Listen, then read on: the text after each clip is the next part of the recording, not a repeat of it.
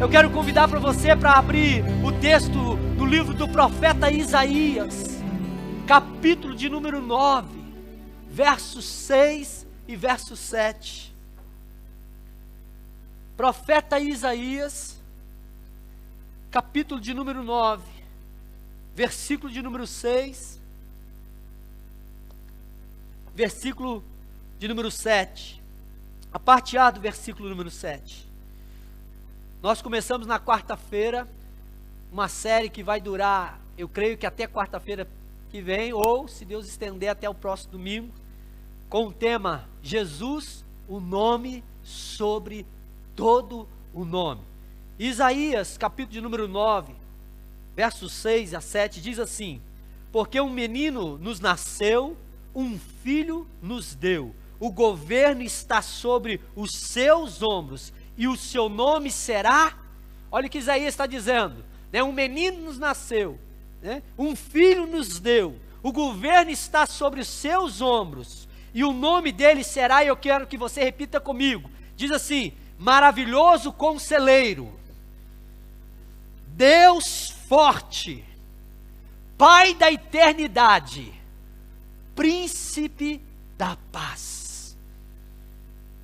E aí Isaías continua no verso 7 dizendo assim: para que se aumente o seu governo e venha a paz sem fim sobre o trono de Davi. O profeta Isaías estava falando da revelação do ungido do Senhor. E ele diz que esse ungido, que nós sabemos que é Jesus, ele carrega no seu nome, que ele é maravilhoso conselheiro, que ele é Pai da eternidade, né? Que ele é Deus forte e que ele é príncipe da paz. 700 anos antes de Jesus vir à terra, né, Deus já revela ao profeta Isaías, e Isaías ele não só fala do Messias, não só fala do ungido, mas ele fala das suas características, das atribuições que estava sobre o seu nome, e é muito forte para mim e para você isso. Ele não falou: será que ele vai ser o Deus da eternidade? Será que ele vai ser o príncipe da paz? Será que ele vai ser, né, um outro ungido por aí? Não,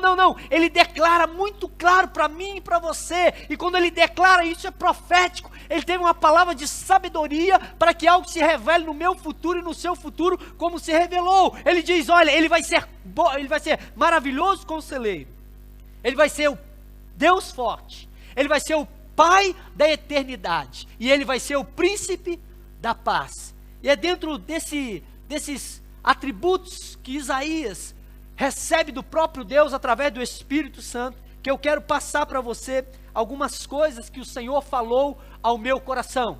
Então o primeiro ele é um maravilhoso conselheiro. Repita comigo aí na sua casa, e você que está cá conosco: ele é um maravilhoso conselheiro.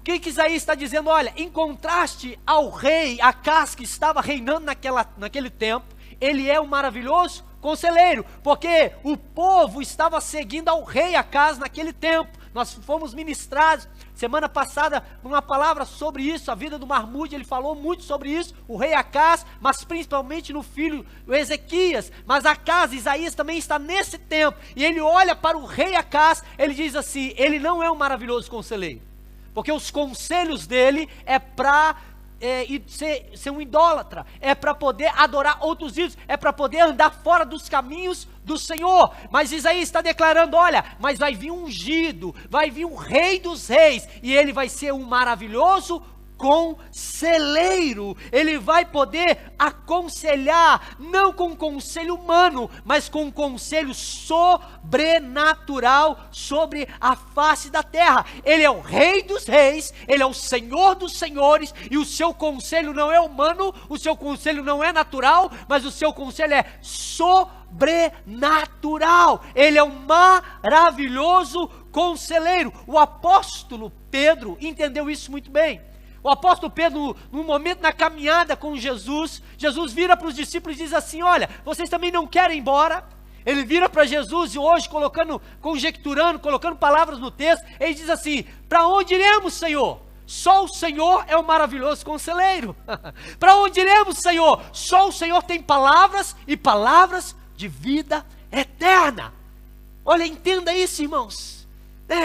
A pergunta primeira é para você que está em casa e você que está aqui: quais o conselho que você está a seguir? Quais os conselhos que nós estamos a seguir nesse tempo de crise, nesse tempo de lutas, nesse tempo de dificuldades, nesse tempo de tantas restrições, de tantos medos, de tanto disse-me disse, vai acontecer ou não vai? Aonde você tem buscado conselho? Em quem você tem buscado conselho? Em quem você tem buscado dirigir a sua vida? O próprio Isaías já dá para nós a verdade. Ele é um maravilhoso conselheiro. O próprio apóstolo Pedro, ele também nos dá uma verdade: só o Senhor tem palavras de vida eterna. Só o Senhor tem um bom conselho, porque o Senhor é um maravilhoso conselheiro.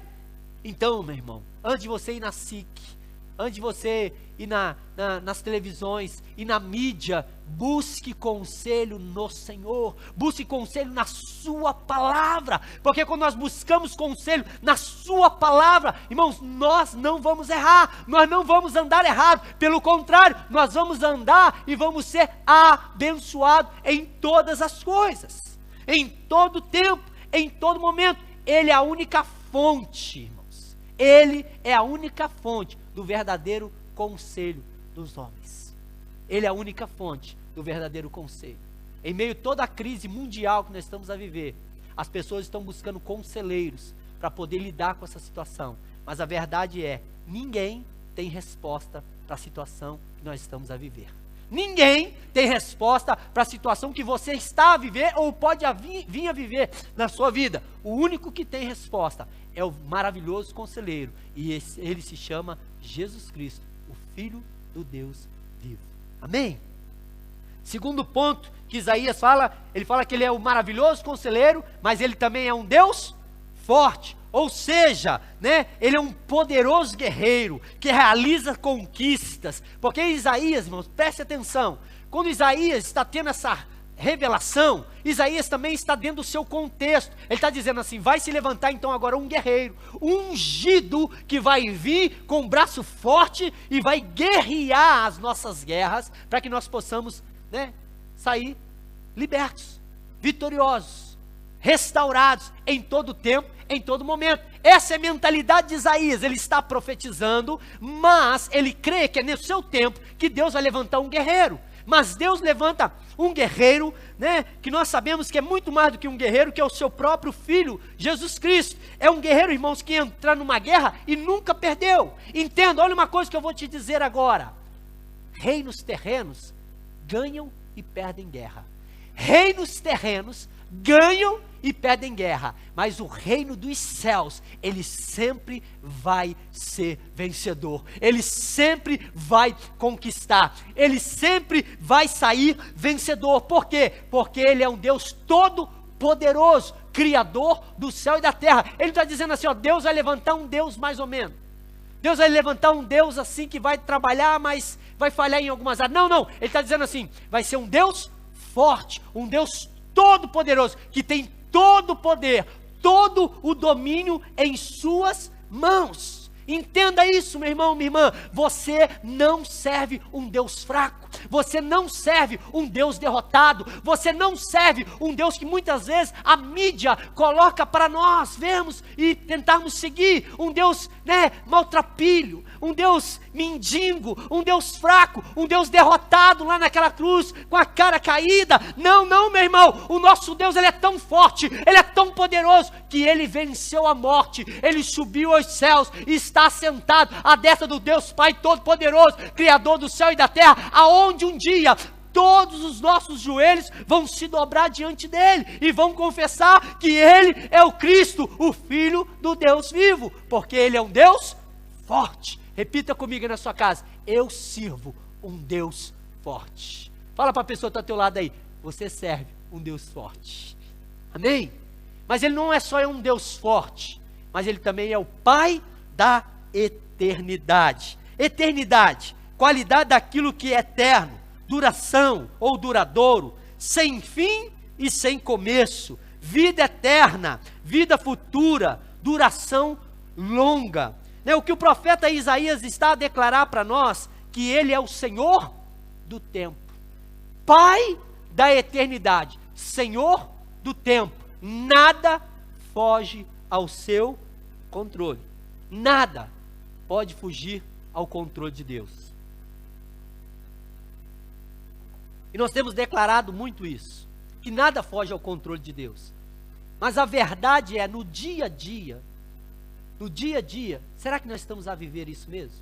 Nós declaramos, Ele tem todo o poder, Ele tem toda a autoridade, e Ele é o Pai do tempo, é o Pai da eternidade, né? E muitas vezes o meu coração, ou o seu coração, fica ansioso com algumas situações que estão a acontecer, fica preocupado com algumas situações que está a acontecer no nosso meio. Entenda, o nosso Deus é o Deus do passado, do presente e do futuro. O nosso Deus, Ele já era, Ele é e será eternamente. O nosso Deus, Ele nunca falha e Ele nunca vai falhar, porque Ele é o Pai da eternidade, Ele é o Senhor do tempo. Agora me chama a atenção, irmãos, presta atenção que eu quero revelar o que Deus revelou no meu coração. Isaías, ele está no contexto aonde chamar Deus de Pai era uma blasfêmia. Olha, interessante que Isaías nos diz assim, ó, ele vai ser maravilhoso conselheiro, ele vai ser Deus forte, e o certo era Isaías falar, ele vai ser Deus da eternidade, ou Criador da eternidade. Olha o que Isaías declara, ele é um Pai da eternidade. Irmãos, quando Jesus chama Deus de Pai, os fariseus já querem apedrejá-lo, já querem matá-lo. Agora Isaías, no contexto do Antigo Testamento, ele tem a revelação, não de um Deus da eternidade, mas um Pai da eternidade. Por 8 vezes no Antigo Testamento, essa palavra Pai aparece, somente por 8 vezes em todo o Antigo Testamento, mas todas as vezes que aparece, né, a palavra Pai no Antigo Testamento, eles têm como Criador, como chefe. Ele não tem como o Pai, né, da intimidade, eles têm como o Pai o Criador, o chefe. Então na mente dele está dizendo assim, né, ele é o Pai da eternidade, ele é o Criador da eternidade, né, ele é o chefe da eternidade, né, ele é o Senhor da eternidade, porque na cabeça dos judeus, ou na cabeça do povo de Israel, ter essa intimidade, essa ligação com Deus Pai, era uma blasfêmia. Mas Isaías, através do Espírito Santo de Deus, ele já declara, ele já profetiza, que nós somos filhos, não somente de um Deus todo-poderoso, não de um Deus forte, mas do Pai da eternidade, do Pai que está sobre toda a terra, sobre toda a criação, sobre toda a ação de Deus na face da terra. O profeta, meu irmão, minha irmã, chama a nossa atenção. Por que eu estou dizendo isso? Ele chama a nossa atenção, porque infelizmente, muitas pessoas ainda, cristãs, que se dizem filhos de Deus, ainda não conseguem ter relação com um Deus que é Pai. Tem uma relação com Deus que é Senhor, tem a relação com Deus que é Criador, tem relação de um Deus que é chefe, que é dono. Não, meu irmão, minha irmã, você não serve somente um Deus poderoso, mas você também serve um Deus que é Pai. E quando Isaías fala isso, sabe o que Isaías já está profetizando sobre a minha e sobre a tua vida? Ei, fica tranquilo, no tempo, na eternidade, você tem um Pai, e em todo o tempo, esse Pai vai estar a cuidar de você. Você consegue entender isso? Nós que somos pais aqui, quem ainda não é, vai ser, eu profetizo isso, né? Com muitos filhos, mas nós podemos declarar isso, quando o bebê nasce, irmãos, o bebê, você pode tirar ele do seu quarto, põe lá no quartinho que você preparou para ele, bem bonitinho, mas durante a madrugada, se o bebê, né, fizer um chorinho lá, uma maninha, o pai, a mãe, automaticamente já se desperta, automaticamente o pai já, não é isso? Pelo menos era assim com o Henrique. Por mais dos cuidados que eu tinha com o Henrique, colocava lá o Henrique, de repente o Henrique dava aquelas gemidinhas, pronto, né? Tem algumas mães, alguns pais que colocam babá eletrônica, não é isso? Põe lá do ladinho do filho e vai dormir. Chiou, vem correndo. Deus me trouxe esse simbolismo hoje, meu irmão. Um Deus que é Pai, é um Deus que está todo o tempo ligado, está todo o tempo preocupado conosco, que somos filhos. Ei, por que você está a se preocupar? Existe um Pai que está se preocupando por você, e em todo o tempo Ele está ao teu lado, Ele cuida de você, e vai entrar com a providência dEle na sua vida, porque você serve o Pai da eternidade, porque você é filho do Pai da eternidade. Declara aí junto comigo: eu sou filho do Pai da eternidade. Você está a entender isso, meu irmão, minha irmã? E aí Jesus, ele nos ensina algo muito tremendo, porque Jesus vem na terra, e ele, por 272 vezes, no Antigo Testamento, tem essa palavra. Volto a repetir, no Antigo Testamento, somente 8 vezes, a palavra Pai aparece, mas quando aparece, na mentalidade daquele povo, era chefe, né? Era Senhor, era Criador. Já no Novo Testamento aparece 272 vezes. E começa com o nosso Senhor e Salvador Jesus Cristo. Quando ele fala, Abba, Pai. Né? Tentaram chegar na tradução dessa palavra. Mas alguns traduziram Paizinho. Né? Que Jesus está dizendo assim, Paizinho querido. Mas a verdade é que não tem tradução para essa palavra. Essa palavra é um bobejar de uma criança, dizendo assim, papá, é o papá, né? A criança aprendendo a falar, e ela fala papá, que é uma intimidade, né, tão restrita, uma intimidade de um pai para com um filho, tão grande, e Jesus chega e diz assim, papá, quer dizer, eu sou íntimo dele, eu sou tão íntimo dele, mas Jesus diz, vós também sois agora filho de Deus. Se você já crê em Cristo Jesus, como Senhor e Salvador da sua vida, você é filho de Deus. Então você pode chamar Deus de Pai, o Abba, o Papá. Você pode ter essa intimidade com Ele. E em todo tempo, por mais que você tenha sentimento de solidão, por mais que você ache que está sozinho, por mais que você ache que ninguém te ama, em todo tempo, o Pai Celeste está ao teu lado. Em todo tempo, o Pai Eterno está com você em todo o momento da sua vida. Ele é o Pai do tempo. E Ele se preocupa com você em todo tempo. Em todo tempo. Se nós, humanos, conseguimos nos preocupar com os nossos filhos, imagine o Papai do céu. Ele se preocupa com você. Então eu gostaria que você entendesse isso agora. Você não está sozinho. Você não está sozinha. O Pai Eterno está ao teu lado, está contigo em todo momento, e Ele vai ajudar, e Ele vai entrar com a providência, e Ele vai entrar com as necessidades na tua vida. Irmãos, ontem na nossa célula, eu contei esse testemunho. Na quinta-feira, que é o nosso momento de distribuição de alimento aqui, das cabazes e também das cestas básicas, a verdade é, a despensa não tinha muita coisa. Deveria ter para fazer no máximo 10 cestas, mais ou menos, 10 cestas mais ou menos. Mas todas as manhãs, eu, a minha esposa e nosso filho, né, nós oramos sempre antes do pequeno almoço, sempre oramos agradecendo pela noite, oramos agradecendo pelo pequeno almoço, oramos agradecendo, né, pelo dia, pelo presente que Ele nos dá, que é um dia, e nós pedimos direção, nós oramos pedindo ação dEle, o mover dEle, e que nós possamos ter um coração voltado para Ele, para ouvir Ele, para poder viver conforme a vontade dEle. Todos os dias nós fazemos isso. E nessa quinta-feira nós oramos e colocamos diante do Senhor nosso trabalho, a tarefa que nós tínhamos à tarde, de pegar as cestas, montar as cestas e levar as cestas. A verdade, quando nós chegamos, vimos a despensa, não tinha muita coisa, mas de pronto, na parte da manhã alguém ligou para nós, né? A Sheila com o André, aqui da igreja, ligaram para nós e falaram que estava vindo um casal de Matozinhos para trazer algumas coisas para nós. Irmãos, quando esse casal chegou, tinha tanta coisa dentro do carro deles, mas tanta coisa, e a pastora Luciana falava assim, ai, mas não está acabando isso, e aí está acabando aquilo, está acabando isso, e aí eu falei, amor, pode pedir, porque está tudo no carro está tudo no carro, né, do Marcelo e da Flávia, o Marcelo e a Flávia, lá de Matozinhos, que nos abençoaram com tantas coisas. Irmãos, aí chegou a nossa irmã Virgínia, também com bastante verdura, com fruta. Irmãos, pensa a cesta que as pessoas receberam. E não foram 10 cestas, não foram 10 cestas boas, foram 22 cestas, muito abençoadas, transbordante, como um saquinho de pipoca, transbordando, tanta coisa que as pessoas receberam. E meu irmão e minha irmã, por quê? Porque o nosso Deus é um Pai, e Ele sabe que no tempo da aflição, Ele entra com a providência na minha vida e na sua vida. Amém? Você crê nisso? Você crê nisso? Então diga assim comigo: Papai do céu, olha o seu filhinho aqui, fica tranquilo, ele já está de olho em você, e ele vai entrar com a providência nessa semana, na sua vida, em nome de Cristo Jesus. Amém? E aí, para terminarmos esse ponto, ele é o príncipe da paz, ele é o maravilhoso conselheiro, ele é o Deus forte, ele é o Pai da eternidade, e ele é o príncipe da paz.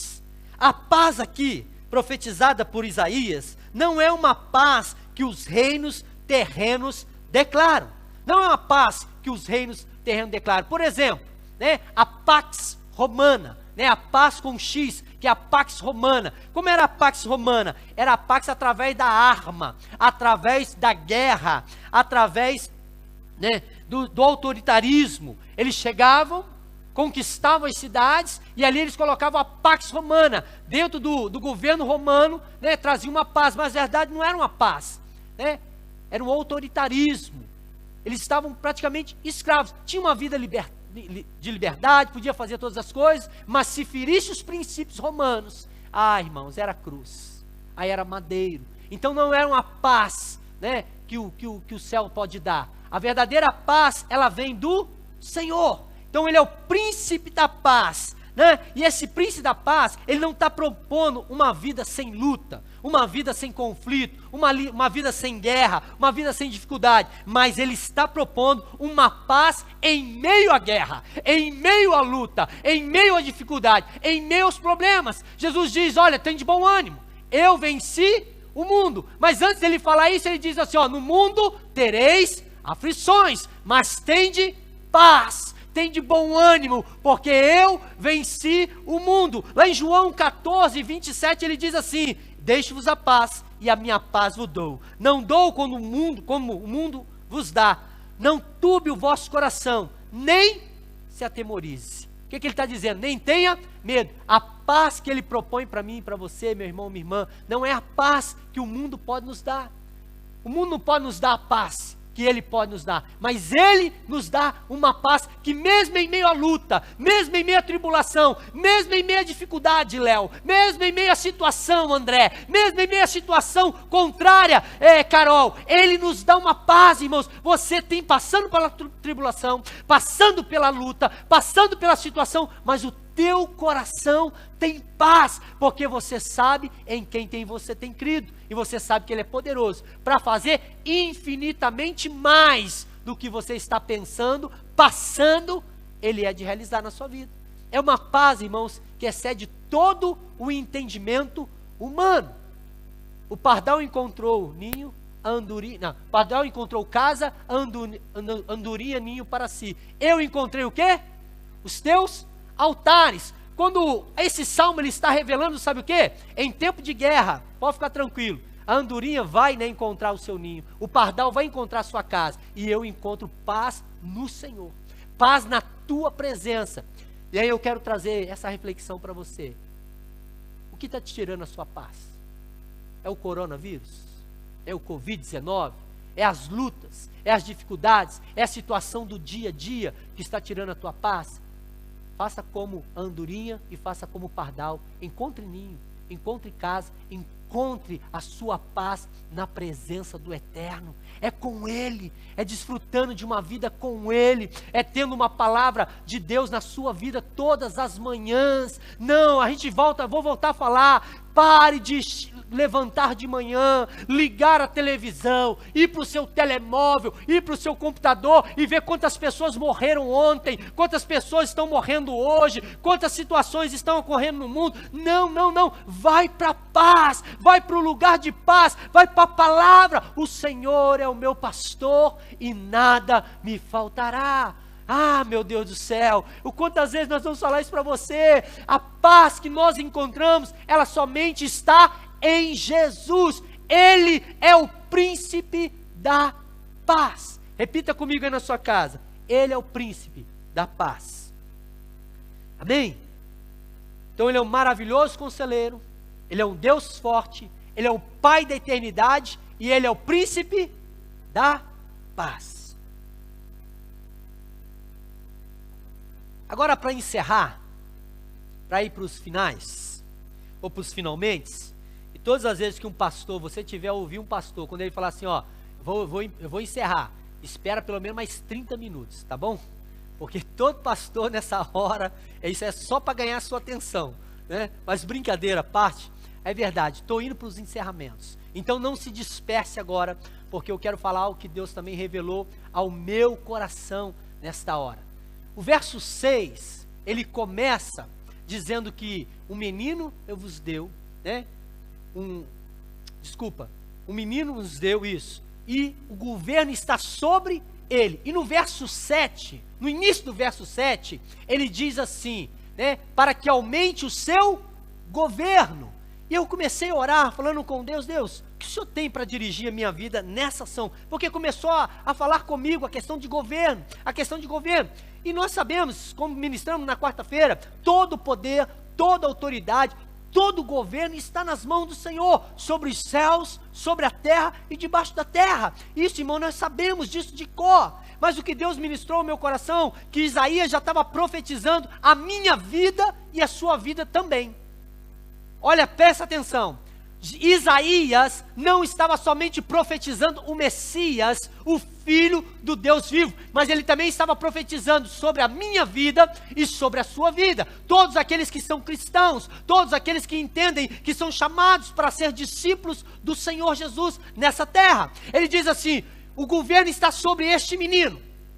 E aí ele fala, ele é maravilhoso conselheiro, ele é Deus forte, ele é Pai da eternidade, ele é príncipe da paz, para que se aumente o seu governo.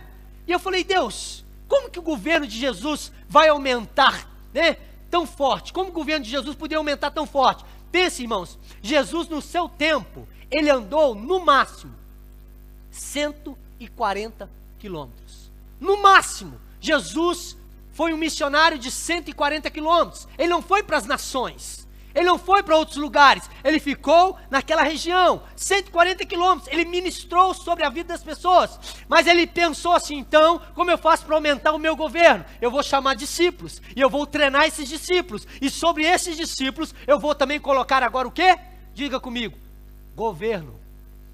Ele colocou também governo sobre as nossas vidas. Ele colocou o governo sobre a vida dos seus discípulos. Mateus capítulo 28, verso 18, diz o quê? Toda a autoridade me foi dada na onde? Nos céus e na terra. Quer dizer, eu tenho governo sobre os céus e sobre a terra. Agora eu dou para vocês, ide, o quê? Tenho governo, tenho autoridade, tenho poder, façam discípulos por todas as nações. João 14, verso 12, Jesus está dizendo assim, se vocês creem em mim, farão coisas que eu fiz e farão o quê? Maiores. O que Jesus está dizendo? Jesus está dizendo, vocês vão mais longe do que eu fui. Né? Jesus está falando sobre a questão de perímetro. Eu fui a 150 quilômetros, 140 quilômetros no máximo, mas vocês vão para todas as nações. Por isso que antes de subir em Atos capítulo 1, ele diz assim, ó, vocês serão minhas testemunhas aonde?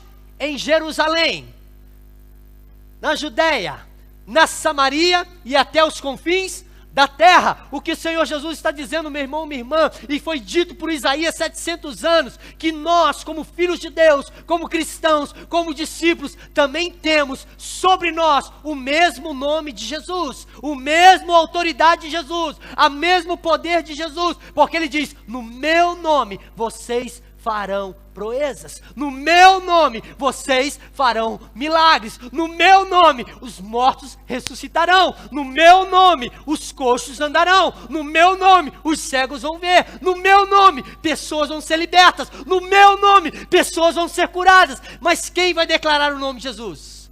Eu e você. Você está a entender? Para que o governo do Senhor aumente, para que o governo do Senhor aumente, é necessário eu e você entendermos que é no nome dele que nós vamos. Assim como os imperadores mandavam os seus apóstolos, né? Mandavam os seus mensageiros, a palavra apóstolo é isso, mensageiro, enviado, aquele que é enviado com autoridade. Essa é a palavra apóstolo, que é enviado com autoridade. O Senhor Jesus está dizendo agora, vocês são meus apóstolos, né? Para as mulheres as minhas apostilas. Brincadeira, apóstolas, né? Apóstolas. Então vocês agora são enviados com autoridade. O que o Senhor está dizendo para mim e para você, vocês são enviados com governo. Irmãos, e aonde os apóstolos chegavam, eles ali decretavam o governo do Senhor. Você está entendendo isso? Você está entendendo essa profundidade do que Deus está a falar para mim e para você? Eu e você temos também governo sobre as nossas vidas. Então, aonde nós chegarmos, como diz a palavra do Senhor, aonde eu colocar as plantas dos meus pés, o que está declarando ali? Será o quê? Solo governado.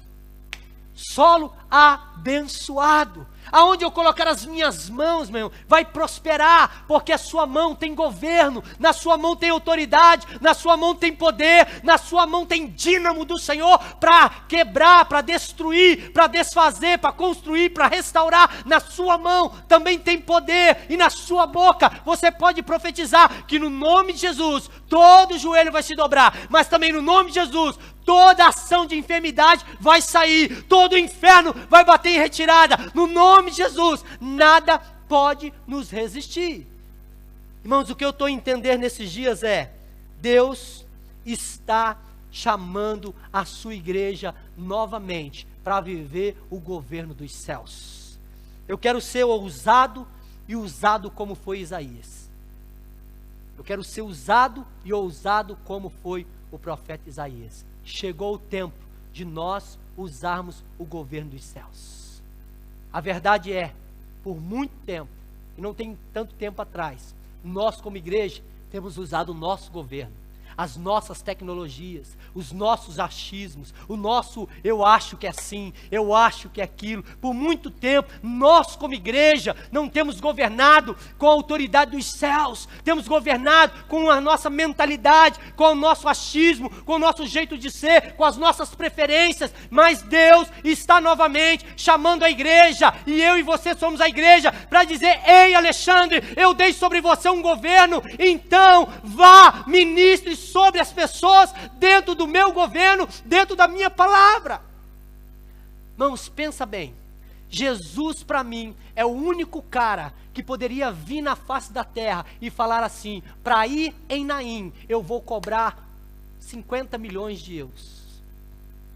Para mim, Jesus é o único cara que ele poderia chegar e dizer assim, ó, para ir ali, né, em Jerusalém, e no dia da festa então, que eu vou aparecer, vai ter bastante gente lá, eu vou cobrar 2 milhões de euros. Não, para mim ali na Judéia, né, dar uma passadinha ali por Cafarnaum, ali depois em Samaria, eu vou cobrar 10 mil euros para entrar numa cidade, para ir na outra. O que eu estou dizendo com isso, meu irmão? Infelizmente, a igreja, ela se dobrou diante da cultura dessa terra. Jesus disse assim, recebei de graça e dai de graça. Tudo que você recebe de graça, você tem de dar de graça. Você recebeu a graça do Senhor, ela é de graça.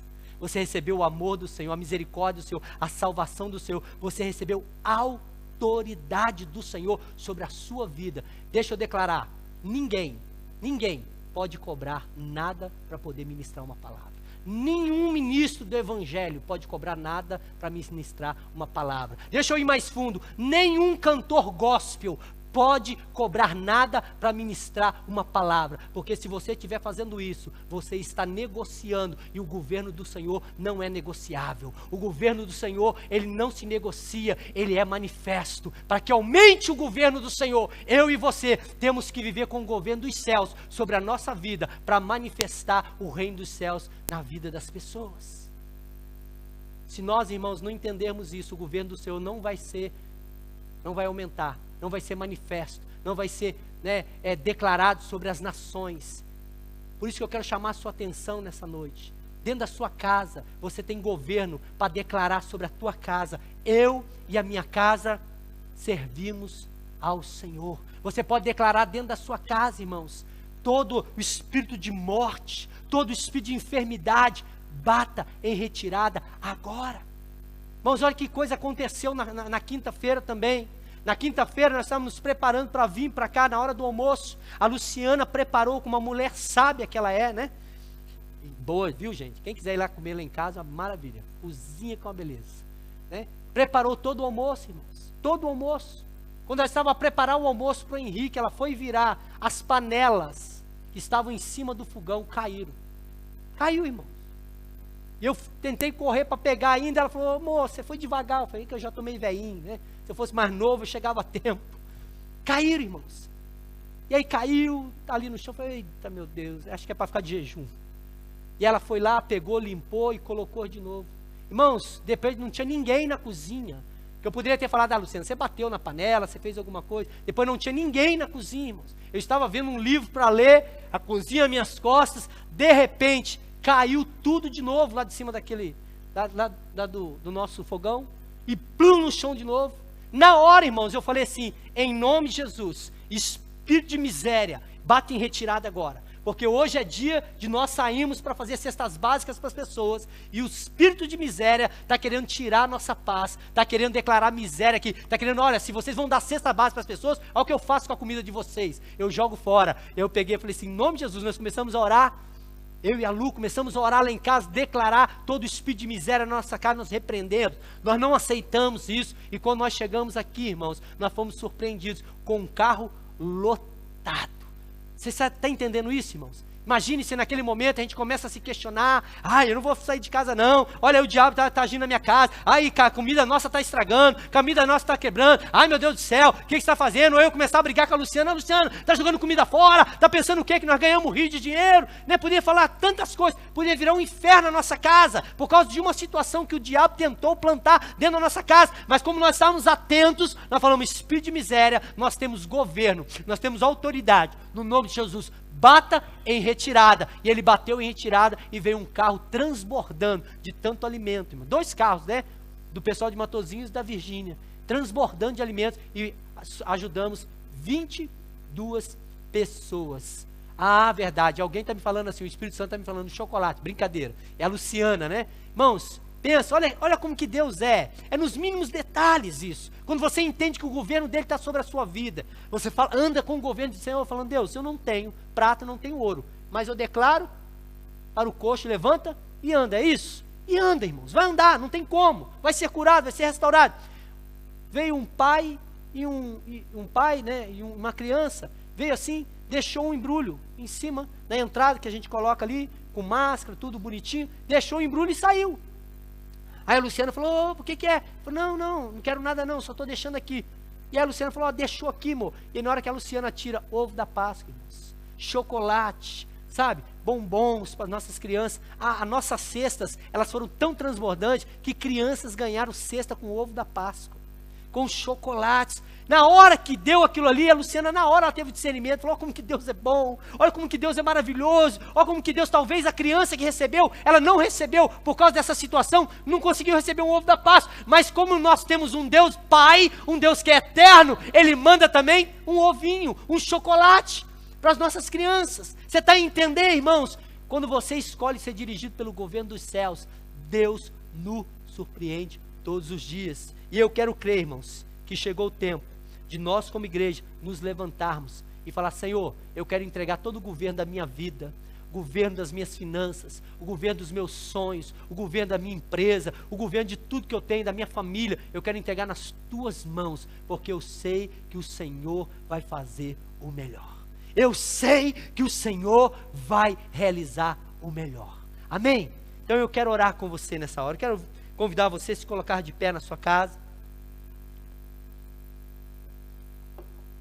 Você também que está cá, se coloque de pé.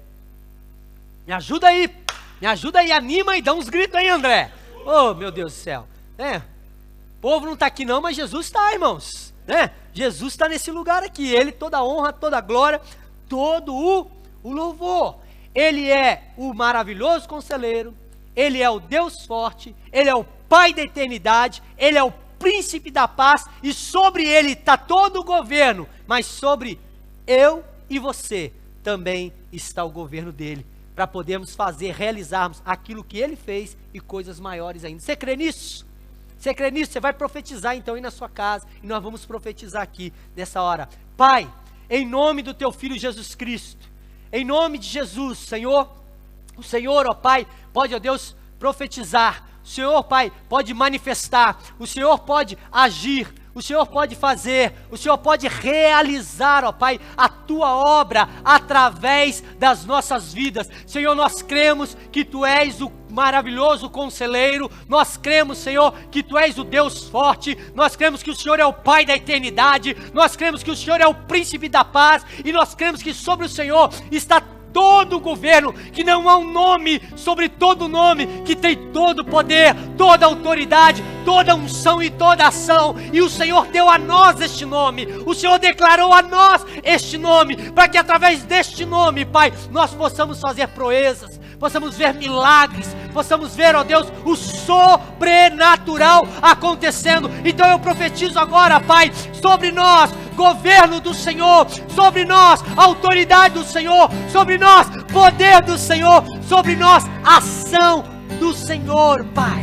Não há um nome sobre todo nome, nome que há poder, nome que é autoridade, nome que é manifesto sobre os céus e sobre a terra. Ah, papai, oh Deus vivo, Deus maravilhoso,